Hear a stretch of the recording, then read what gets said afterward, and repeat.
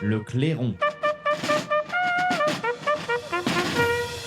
Alors, on arrive à l'affaire des SMS d'Ursula von der Leyen, que vous connaissez ici, présidente de la Commission européenne. L'affaire judiciaire, puisqu'il y a affaire judiciaire, il y a même affaire judiciaire avec S, sont prises d'une lenteur très, très particulière. Je vous rappelle rapidement que, d'après une révélation du New York Times, la présidente de la Commission européenne, Ursula von der Leyen, aurait négocié, allez, on garde le conditionnel, directement par SMS avec Albert Bourla, le PDG de Pfizer, un contrat de 1,8 milliard de doses de vaccin contre la Covid-19.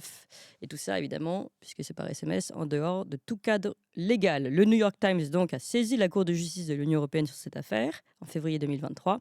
L'investigation est en cours, mais pas trop de nouvelles depuis. Et puis, il y a une autre procédure, en avril 2023 cette fois-ci. C'est le Belge Frédéric Baldan, qui est lobbyiste spécialisé dans les relations commerciales Chine-Union européenne. Lui, il dépose plainte contre Ursula von der Leyen auprès d'un juge belge de Liège pour usurpation de fonctions et de titres, destruction de documents publics. C'est des documents de négociation, et prise illégale d'intérêt, corruption, dans le cadre toujours de cette négociation de contrat entre Ursula von der Leyen et Albert Bourla. Et Frédéric Baldan estime que ce contrat a porté atteinte aux finances publiques de son pays et à la confiance des citoyens dans les institutions européennes. Il est donc légitime dans son intérêt à agir devant la Cour belge.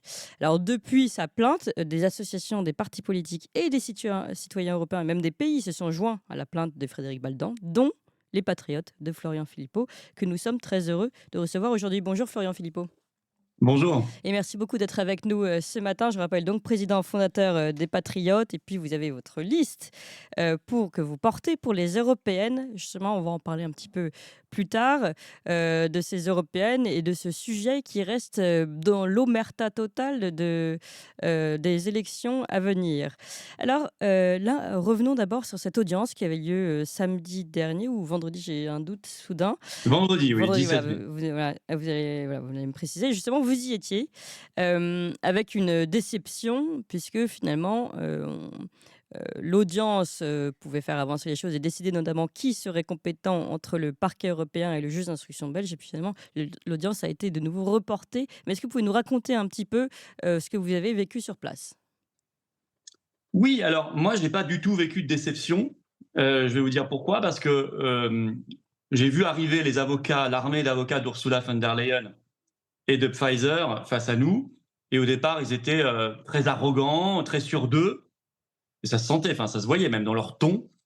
Et ils étaient, je pense, absolument persuadés, ainsi que les deux représentants du parquet européen qui étaient là, que ça allait être plié au bout de cette audience et que la cour d'instruction, la chambre d'instruction, allait décider de donner l'affaire au parquet européen contre le juge d'instruction belge, Freinet, qui était là aussi d'ailleurs, et dont moi je souhaite, et nous souhaitons, nous les plaignants, qu'il conserve l'affaire parce qu'il a des garanties d'indépendance beaucoup plus importantes que ce parquet européen créé en 2021, qui est une entité fédérale européiste.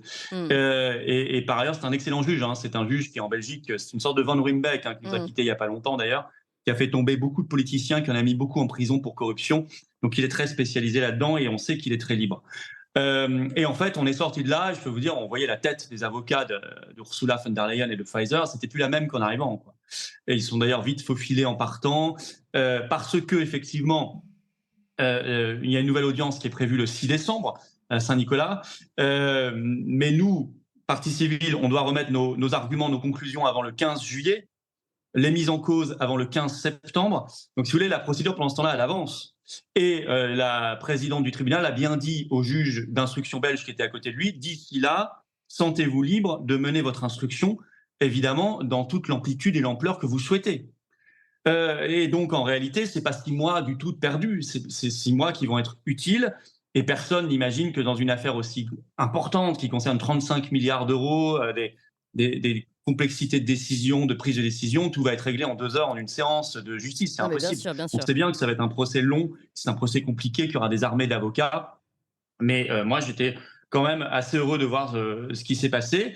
Et maintenant, on va travailler d'arrache-pied. Moi, je vais travailler aussi. On va travailler avec des juristes, avec des avocats, pour que il y ait massification du dossier. C'est-à-dire que toutes les personnes qui s'estiment victimes, soit à titre de préjudice financier, soit parce qu'elles ont été travailleurs suspendus, soit parce qu'elles ont été malades d'effets secondaires, etc., eh bien, puissent se joindre comme partie civile à la plainte. C'est faisable, c'est possible et ce serait très souhaitable parce que ça donnerait du carburant au juge d'instruction belge. Et donc là-dessus, on va en parallèle y travailler.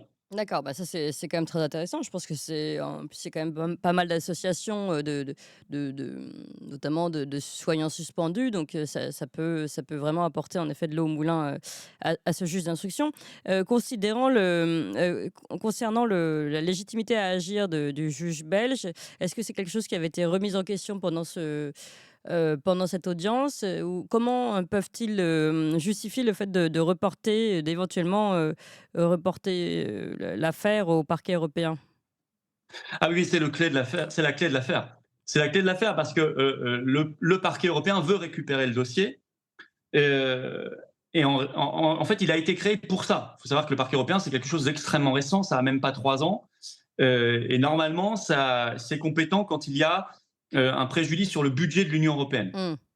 Or, ici, et d'ailleurs, Ursula von der Leyen, depuis quelques semaines, a changé de défense, puisqu'elle sent quand même le vent du boulet s'approcher de sa tête. Et donc maintenant, elle l'a dit d'ailleurs lors du dernier débat des Spitzenkandidaten, là, les candidats pour être président de la Commission européenne, c'était à Maastricht il y a quelques semaines. Elle a dit, mais moi, j'ai rien à voir là-dedans. Les contrats ont été financés et intégralement payés par les États, et ils ont été signés et négociés par les États. Donc, sa défense, on comprend bien ce qu'elle veut. Elle veut se mettre très loin du dossier parce qu'elle sent que ça sent mauvais. Mmh. Mais en même temps, ça ne l'aide pas parce qu'en disant ça, elle nous donne des arguments. Oui. Parce qu'à partir de ce moment-là, on est très loin du préjudice au budget européen, puisqu'elle avoue elle-même que c'est un préjudice au budget des États et que c'était négocié et Mmh. piloté par les États et non pas par l'Union européenne, soi-disant. Donc, Mmh. le parquet européen n'a vraiment plus aucune raison d'être compétent. Et on retombe évidemment dans notre juge d'instruction belge. Mmh. Donc c'est vraiment intéressant. Le juge d'instruction, moi, il m'a donné le sentiment de ne pas vouloir du tout lâcher l'affaire, mais alors pas du tout, du tout. Et c'est déjà le sentiment que j'avais eu avec lui il y a 1 an, presque 1 an, quand j'avais passé une demi-heure dans son bureau au moment où j'avais déposé plainte et que je m'étais constitué partie civile. Voilà, donc on était là. Euh, il y avait l'avocat, par ailleurs, n'oubliez pas, de notre côté, il y avait l'avocat de la Pologne, il y avait l'avocat de la Hongrie. Oui, parce que ce sont des pays entiers là, pour le coup, c'est quand même très, très intéressant, qui se C'est sont joints inédit, à la c'est une plainte. première. Oui. Ça, moi j'avais rejoint la plainte de l'excellent Frédéric Baldan, donc 2 mois après, la fin juin 2023. La Pologne et la Russie, j'allais dire, la Pologne, on en parle tellement. La Pologne et la Hongrie se sont joints à l'automne dernier à cette plainte. Et ça commence à constituer beaucoup de monde. Et là, tout récemment, ce sont les personnels, vous savez, les navigants libres, 400 oui. personnes, beaucoup de Français qui se sont joints également là, il y a quelques jours à la plainte. Et c'est très heureux, d'autant qu'on les connaît bien, puisque certains étaient venus parler dans nos manifestations contre le covidisme et pour les libertés et pour les suspendus il y a quelques mois, quelques années. Donc ça commence à faire du monde et je trouve que c'est une procédure qui certes prend du temps évidemment, mais personne ne pouvait imaginer encore une fois que ça allait être réglé en si peu de temps. Il y a plusieurs sujets à débroussailler, mais je trouve que ça va dans la bonne direction. Je trouve que ça sent de mieux. Ça sent de plus en plus bon, si vous voulez. Moi, je trouve Mais est-ce que vous voir n'avez de pas plus en plus de l'impression tout parties de même civiles. qu'on est en train de balayer l'affaire et de la mettre sous le tapis, le temps au moins des élections européennes? Non, ben, même pas, parce que regardez, hier, la télévision belge retransmettait une partie de la conférence de presse qu'a tenue Frédéric Baldan avec son avocate, maître Diane Prota, Mmh. l'excellente maître Diane Oui. Prota, qui était présente évidemment à Liège. Et une partie de la conférence de presse a été retransmise à la télévision belge. Oui. Vous avez des articles dans la presse belge, dans la presse Voilà, elle n'a pas été luxembourgeoise, dans la retransmise presse. dans la télévision française, hein. Alors, par contre, c'est vrai, à part Marianne qui a fait un article le soir du 17 mai, Mmh. vous n'avez rien dans les médias français. Donc, c'est-à-dire que ce procès, cette première audience, ça a permis quand même de forcer le passage médiatique partout, à peu près, sauf en France. Et c'est pour ça que moi, je n'ai pas compris les attaques. Par exemple, j'ai vu le RN qui disait, RN, je pense, très jaloux, parce qu'il n'est évidemment pas de cette affaire, qui a dit ce sont des plaintes parasites. Euh, J'étais très choqué de voir ça le 17 mai au soir ou 18 mai sur leurs réseaux sociaux de la part d'eurodéputés RN, très aigris, très, très jaloux. Non, ce n'est pas du tout des plaintes parasites, ce sont des plaintes qui font avancer le dossier. Et moi, j'étais là, pour le coup, le 17 mai à Liège, j'étais le seul Français constituée partie civile représentant. C'est quand même hallucinant. Il y avait la Hongrie, il y avait la Pologne, il y avait des Belges, et j'étais le seul Français, seul mouvement politique français, seule liste aux européennes françaises. Bah moi, je trouve que c'est plutôt une bonne chose parce que ça fait avancer le dossier. Et je trouve que les masques tombent quand on voit certains qui ne font rien et qui se permettent de dire que ce sont des plaintes parasitaires, ce qui est idiot, parce que la justice, sinon, n'avancerait pas, parce que sinon, il n'y aurait aucun article dans les médias et dans la presse pour en parler, et parce que sinon, on aurait toutes les chances qu'Ursula von der Leyen repasse présidente de la Commission sans aucun problème. Or là, pour elle, aujourd'hui, c'est ça aussi un grand acquis de cette audience, c'est que ça va être beaucoup plus compliqué pour Ursula von der Leyen de repasser. Alors évidemment, on n'aura pas réglé tout le problème quand on n'aura plus Ursula von der Leyen, parce que le problème structurel, c'est l'Union européenne elle-même qu'il faut quitter. J'en suis conscient. Mais enfin bon, si on fait tomber quand même Ursula von der Leyen, si on démasque un système de corruption, honnêtement, c'est pas bon du tout pour l'Union européenne en général. Oui, c'est Et ça. ça, c'est une bonne chose. Faudrait démasquer le système qui est derrière elle. Alors, vous parliez de faire tomber les masques. Justement, prenons un petit peu de temps et avançons sur ces masques, peut-être qui tombent plus ou moins à l'approche de ces élections européennes. Aujourd'hui, vous le disiez, vous êtes le seul, en tout cas, vous êtes réellement exprimé sur le sujet, en tout cas, avoir pris euh, corps, on va dire, dans ce combat pour la reconnaissance voilà, et de la corruption d'Ursula von der Leyen et des effets secondaires de la vaccination. Comment vous expliquez qu'aujourd'hui ça reste l'omerta totale en France? Alors qu'on voit bien que d'autres pays, je veux dire, aujourd'hui, d'autres pays, il y a des pays entiers qui réagissent, et s'ils n'agissent pas eux-mêmes en justice, au moins ils suivent, ils reconnaissent. On a parlé d'articles du New York Times, voilà. Donc les pays avancent dans cette reconnaissance, mais en France, c'est tout à fait silence complet. Ouais. Je pense qu'il y a deux raisons. Je pense qu'il y a une responsabilité médiatique et une responsabilité politique. La responsabilité médiatique, c'est que nous sommes un pays très verrouillé du point de vue médiatique. Et je le constate, hein, moi, quand je vois le débat dans d'autres pays, j'ai toujours constaté que la France était beaucoup plus tenue et verrouillée du point de vue de son système médiatique, qui offre beaucoup moins d'espace au pluralisme, Mm. que ce soit à la télévision, dans la presse, à la radio. Et on l'a vu pendant le Covid, où c'était compliqué de s'exprimer quand on n'était pas d'accord avec le pass, avec les passes d'ailleurs, quand on n'était pas d'accord avec le fait de mettre à la rue des infirmières, des pompiers suspendus, des gendarmes, des militaires, des personnels administratifs, etc. Tout ce qu'on connaît, ce sur quoi les patriotes, honnêtement, il faut le dire, un peu seuls dans la vie politique française, concrètement, se sont battus. Certains ont parlé, enfin nous on a fait. Et on a vu qu'à chaque fois, les médias nous tombaient dessus, soit ils invisibilisaient, soit ils nous diabolisaient. Et donc là, en fait, ils continuent dans cette lignée-là. Donc là, ils ont fait le choix pour l'instant d'invisibiliser. Mais ça ne tiendra pas tout le temps, ça ne sera pas possible. Si vous voulez, plus il y aura d'audiences, de procès, de rebondissements judiciaires, plus les autres pays, les autres médias étrangers en parleront, plus à un moment il y aura une pression énorme sur l'AFP en France. L'AFP est quand même un bastion du conformisme, hein, et de la censure. Plus il y aura une pression sur tous les médias français, et à un moment ou à un autre, regardez, Marianne commence à craquer, Marianne a commencé à en parler. Donc ils vont être obligés à un moment d'en parler, donc il faut surtout pas lâcher l'affaire.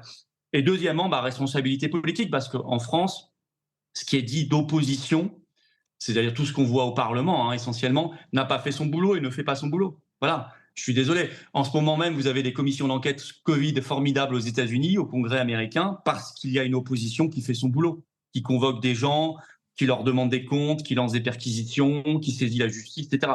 En France, ils ne font pas le boulot. On attend toujours la grande commission d'enquête parlementaire. Mais Et que comment ce vous soit expliquez LFI, justement que LR, voilà, mais comment vous expliquez que cette opposition, que ce soit LFI, encore que LFI LR, sont peut-être, PS, heu, RN, Reconquête, Vert, PCF, je suis désolé, il n'y en a Reconquête n'a aucun pas qui encore de parle. place, au parlement, donc on peut comprendre Ils en qu'ils ont au Parlement européen. Je dis ça parce qu'ils ont des députés européens. mmh. Mais, mais même au-delà de ça, dans leur expression publique qui est très médiatisée, ils n'en parlent pas. Donc on peut quand même aussi leur reprocher ça. Tous ces partis-là ne veulent pas parler de tout ça, font leur petite tambouille de campagne politicienne pour les européennes du 9 juin sans évoquer les grands sujets, sans aller au fond des sujets. Parce que si on va au fond des sujets, on va parler de quoi? À un moment ou à un autre, on va être obligé de parler du Frexit. À un moment ou à un autre, on va être obligé d'aller au fond du cœur du vrai sujet. Or, ces listes-là, qui font semblant qu'elles vont toutes changer l'Europe, et on ne sait pas comment, de l'intérieur, comme elles le promettent tous les 5 ans, ne veulent surtout pas aller au fond des sujets. Donc, elles ont intérêt à éluder ce grand sujet du Covid, des plaintes, des SMS, du Pfizergate et de toutes ces affaires dramatiques. En fait, on peut considérer que c'est pas tant enfin, il y a celle du Frexit, mais ce sont les sujets clivants en général, puisque ici la question sanitaire n'est pas Tout à forcément fait. en fait, éviter le clivage pour éviter au maximum de perdre des voix et de se fâcher avant les élections. éviter les sujets qui fâchent, vous avez parfaitement raison, les sujets qui clivent. Peut-être éviter aussi que les gens se souviennent que ces partis-là n'ont quand même pas beaucoup bougé quand il aurait fallu bouger. Parce que l'opinion publique aujourd'hui n'est pas la même qu'il y a 3-4 ans. Oui. Il y a 3-4 ans, elle ne leur en voulait pas trop de pas trop bouger parce que les gens étaient un peu sidérés. Aujourd'hui, il y a beaucoup de gens qui ont ouvert les yeux et qui pourraient en vouloir à ces partis-là de ne pas s'être joints, par exemple, aux plaintes ou de ne pas en faire davantage. Donc voilà, donc on va parler de plein d'autres choses. On va faire semblant de parler de plein d'autres choses, mais pas de ces sujets-là. Donc voilà, ces deux responsabilités médiatiques et politiques, ça amène à répondre à votre question. C'est pour ça qu'en France, c'est plus compliqué, mais c'est pas pour ça qu'il faut lâcher l'affaire, bien au contraire. Si c'est plus compliqué, il faut en faire donc 2 fois plus, j'ai envie de dire. Merci beaucoup. En tout cas, Florian Philippot, je rappelle, président fondateur des Patriotes et donc plaignant sur cette affaire. Vous avez joint votre plainte à celle de Frédéric Baldan sur le procès d'Ursula von der Leyen et ses SMS, donc cette négociation avec Albert Bourla. Puis je rappelle surtout que vous vous présentez pour les élections européennes avec notamment Jean-Frédéric Poisson, que nous avons également reçu. Oui, Marc Merci. Doyer, Myriam Palomba, Général Blanchon, des agriculteurs en lutte, Génération Frexit, et effectivement via La Voix du Peuple. Je citais Marc Doyer et Myriam Palomba parce que ce sont sur ce Sur sujet-là. ce D'ailleurs, sujet-là. Myriam m'avait Tout à fait. accompagné à Liège, Ouais. 2 figures très importantes de ce combat. Tout à fait. Merci beaucoup Florian Philippot. Et ici, le combat Bonne journée, continue. merci à vous. Bonne journée. Le combat continue sur Talk